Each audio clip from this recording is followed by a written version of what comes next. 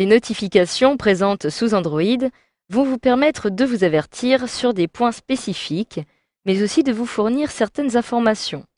Vous pouvez aussi, si vous le souhaitez, configurer le type de notification que vous souhaitez recevoir et celle que vous souhaitez voir apparaître directement dans votre rapport de notification.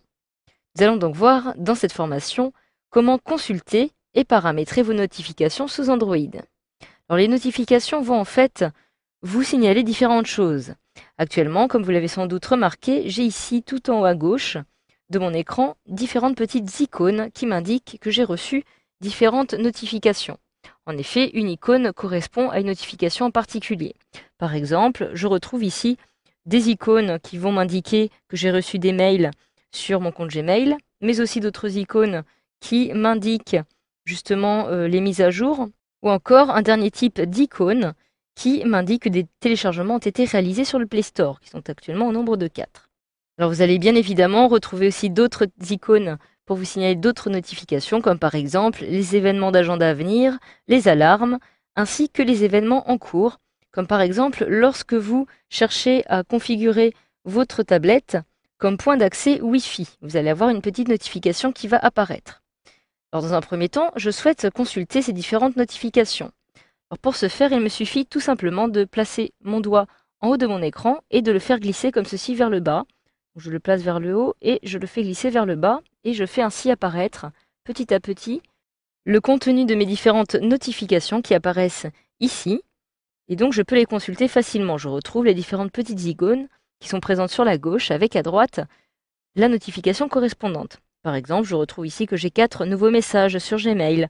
J'ai aussi la mise à jour de YouTube qui a été réussie, ou l'installation de Facebook Messenger et de Facebook qui ont été installés correctement. Donc une fois que vous avez consulté ces diverses notifications, vous pouvez fermer par exemple celles qui ne vous intéressent pas. Donc par exemple la toute dernière, Astro Gestionnaire de fichiers. Donc il s'agit d'une application que je viens d'installer. Si je souhaite la fermer, il me suffit de placer mon doigt dessus et tout en maintenant appuyé, de faire glisser justement la notification soit vers la droite, soit vers la gauche. Par exemple comme ceci, je fais glisser vers la droite et la notification disparaît de mon centre de notification. Je procède de la même façon, mais cette fois-ci en me déplaçant vers la gauche avec Facebook, par exemple, comme ceci, et je viens donc de le supprimer de mon centre de notification. Donc, si je retourne maintenant, par exemple, sur mon écran d'accueil, en appuyant dehors comme ceci, eh bien, comme vous pouvez le voir, il y a beaucoup moins d'icônes qui sont présentes sur cette petite barre. Vous pouvez, si vous le souhaitez, maintenant accéder à ces applications, par exemple, pour réagir ou répondre à une notification en particulier. Donc, je les fais apparaître à nouveau, et je souhaite consulter les 4 nouveaux messages que je viens de recevoir sur Gmail. J'appuie donc dessus tout simplement pour consulter ce type de notification et me voici automatiquement redirigé vers ma boîte de réception. Je retrouve alors les 4 mails que je viens de recevoir. Si maintenant je retourne sur ma page d'accueil, vous remarquez d'ailleurs que l'icône a disparu puisque la petite icône de notification a été consultée. Si je baisse à nouveau le centre de notification, eh bien je ne retrouve plus ici l'icône de mes mails qui apparaît puisque je viens donc de consulter ces notifications. Alors ces notifications vont en fait être très utiles, par exemple pour certaines applications instantanées qui vont disposer d'un chat. C'est le cas par exemple de Facebook, de Gtalk, etc., etc. Donc en effet, si par exemple une personne vous contacte sur Facebook ou sur Gtalk, vous allez recevoir le message directement dans la zone de notification. Comme vous pouvez le voir actuellement, Albert Moreau vient de m'envoyer une notification sur Facebook. Il vient de me parler, de m'envoyer un message. Je peux donc immédiatement consulter cette notification. Je retrouve alors ici Albert Moreau. Coucou Fanny, tu vas bien? Je peux consulter ce message en appuyant directement dessus, comme vous pouvez le voir, et j'accède automatiquement à mes messageries avec le message d'Albert Moreau. Si maintenant je retourne sur la page précédente, comme ceci, par exemple, ou sur ma page d'accueil, eh bien, sachez aussi que cela va fonctionner, par exemple, à chaque fois que l'on vous laissera un commentaire sur Facebook, par exemple.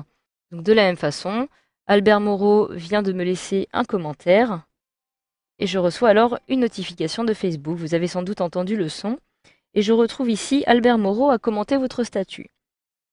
Je peux accéder directement à cette notification en appuyant dessus et me voici redirigé automatiquement vers le commentaire laissé par Albert Moreau. Donc sachez aussi d'ailleurs que la plupart des applications qui envoient des notifications vont aussi vous permettre de modifier leurs paramètres de notification. Donc par exemple, je me trouve actuellement sur Facebook et tout en bas à droite de mon écran, j'ai 3 petits pointillés qui apparaissent, une petite ligne verticale. Si j'appuie dessus, je peux par exemple l'utiliser pour me déconnecter de Facebook, mais je peux aussi accéder aux paramètres. J'appuie alors sur Paramètres.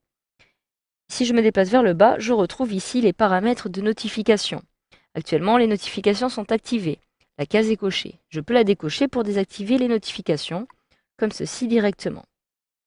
Et si je souhaite les activer à nouveau, je rappuie sur la petite croix et je peux maintenant, par exemple, choisir qu'à chaque notification, eh bien, le vibreur s'activera en activant ou non cette petite case, mais aussi le voyant du téléphone ou de la tablette, donc selon ce que vous avez.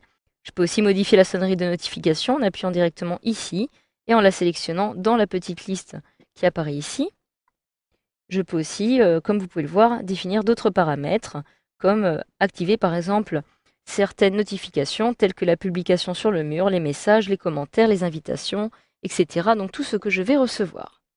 Vous pouvez aussi accéder directement à ces paramètres-ci. Par exemple, lorsque je me rends directement dans mon centre de notification, en le faisant apparaître comme ceci, j'ai la possibilité tout en haut d'accéder aux réglages de ma tablette, donc en appuyant sur la petite icône qui apparaît ici. Lorsque j'appuie dessus, j'accède automatiquement aux paramètres de mon téléphone. Lorsque je me déplace ici, je retrouve dans la rubrique Sons les sons des notifications par défaut. Si j'appuie sur Notification par défaut, je peux choisir une autre notification directement parmi celles qui apparaissent dans cette liste. Voilà, grâce à cette formation, vous savez désormais comment gérer les notifications sous Android sur votre tablette.